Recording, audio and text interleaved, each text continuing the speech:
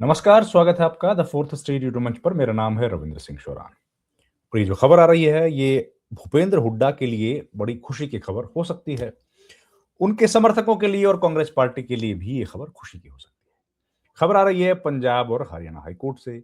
High court में खबर जो है वो है एजेएल, एसोसिएटेड जनरल लिमिटेड से जुड़ी हुई, यानी कि नेशनल हेराल्ड अखबार को जो जमीन आवंटित की गई थी उससे जुड़े हुई ये खबर है।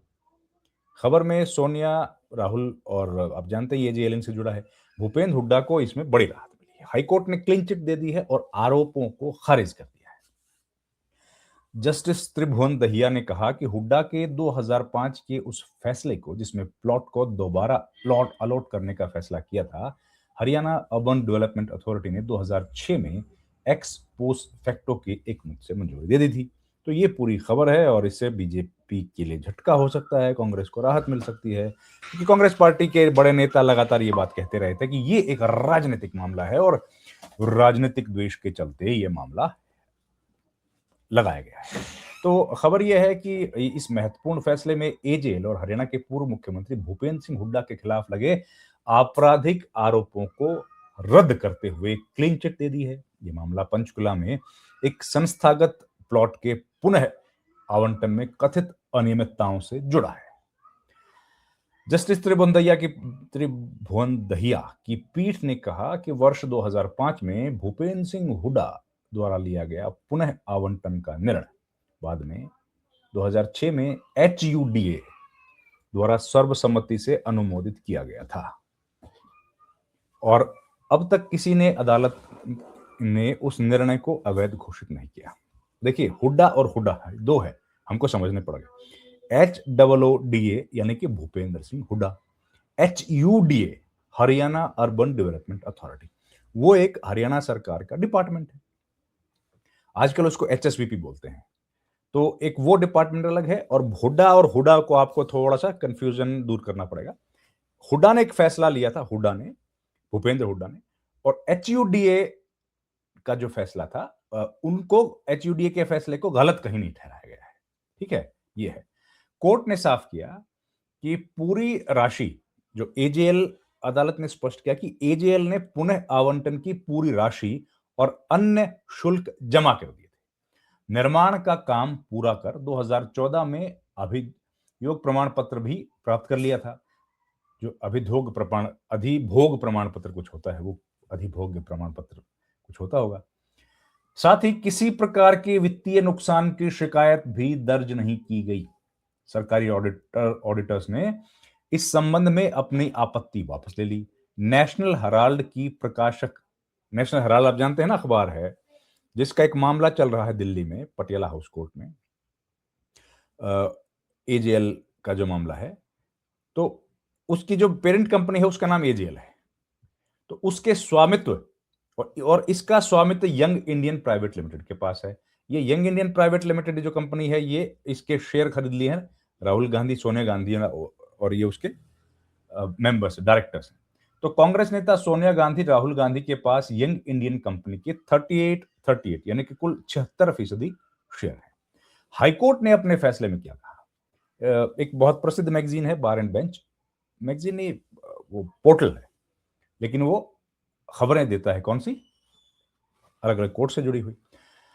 उसने बताया कि आज की तारीख में अलॉटमेंट वैलिड है, गलत नहीं है।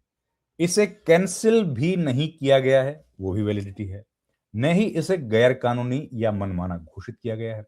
मतलब अलॉटमेंट हुआ, वो वैलिड है, इलीगल नहीं है, मनमाना भी नहीं है। इसकी बजाय एजेएल ने री अलॉटमेंट प्राइस और एक्सटेंशन फीस का पेमेंट करने के बाद कंस्ट्रक्शन शुरू कर दिया।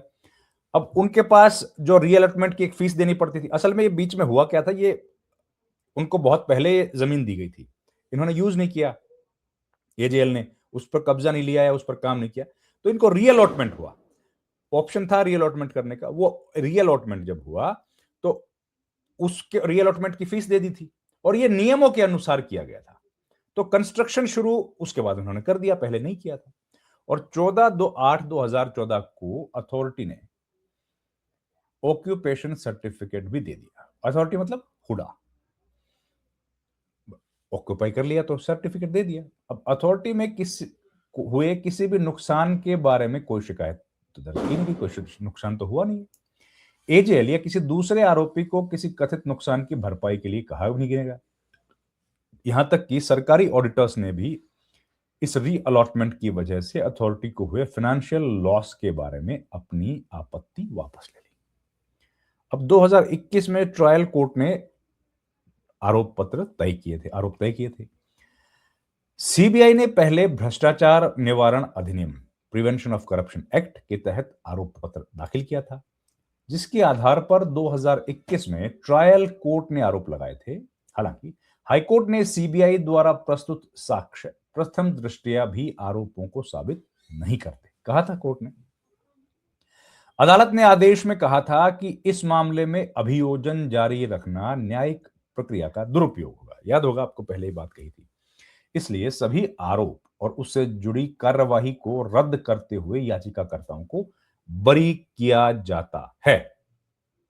तो ये खबर जो है, ये हरियाणा की राजनीति में तो महत्वपूर्ण मोड़ लेके आएगी। खैर, फैसले में यह भी कहा गया है कि एजेएल और नहीं हुड्डा के खिलाफ किसी साजिश या धोखाधड़ी का कोई भी ठोस प्रमाण मिलता है।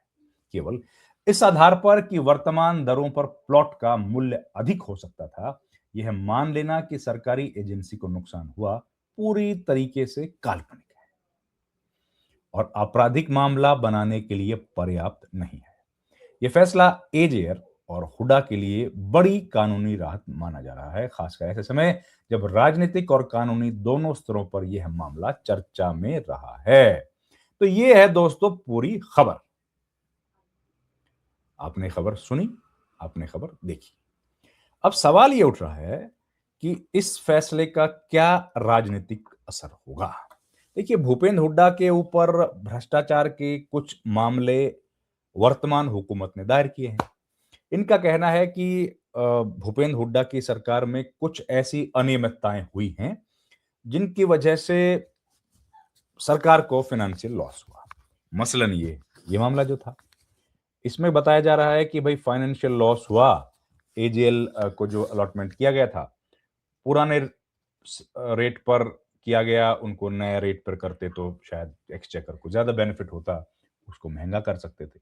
लेकिन क्योंकि पहले ही अलॉटमेंट कर दी गई थी और हुड्डा सरकार जब बनी तो उसके बाद री अलॉटमेंट किया गया है। इस बीच का जो पीरियड था उसमें उन्होंने कंस्ट्रक्शन नहीं की, लेकिन री अलॉटमेंट का एक प्रोसेस था, वो प्रोसेस बिल्कुल ठीक था, यही कोर्ट ने भी कहा। तो ये कोर्ट ने कहा कि काल्पनिक है। खैर, इसके अलावा भी कुछ मामले और हैं। मसलन गुड़गांव में एक जमीन से जुड़ा मामला, मानेसर में एक जमीन से जुड़ा दूसरा मामला, जिन मामलों में ईडी अभी जांच कर रही है, सीबीआई भी उन मामलों में जांच कर रही है। तो कुछ और मामले भी अभी हैं जिनमें भूपेंद्र सिंह हुड्डा को लगातार कानूनी पेचीदगियों का सामना करना पड़ रहा है।